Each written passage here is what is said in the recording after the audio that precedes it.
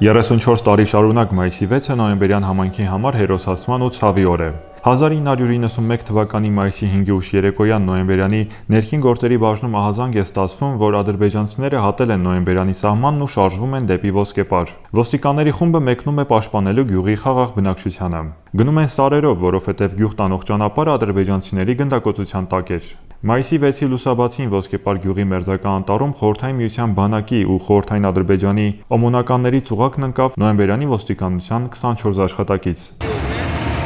Մենք մոտեցել ենք ընդհանուր Ոսկեպար գյուղին։ Կարծես թե կենդանի շունչ չկա մնացած այս գյուղում։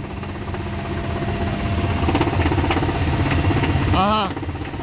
այս մերոնք են։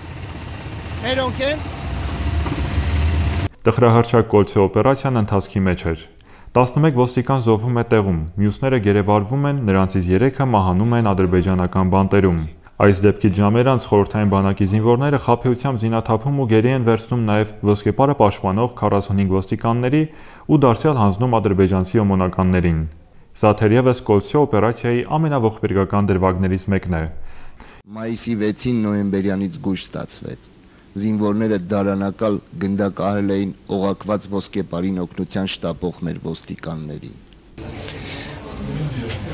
34 տարի անց նոյեմբերյանում հարգանքի տուրք են մատուցում զոհված ոստիկանների հիշատակին ու հիշում նրանց անուն առ անուն։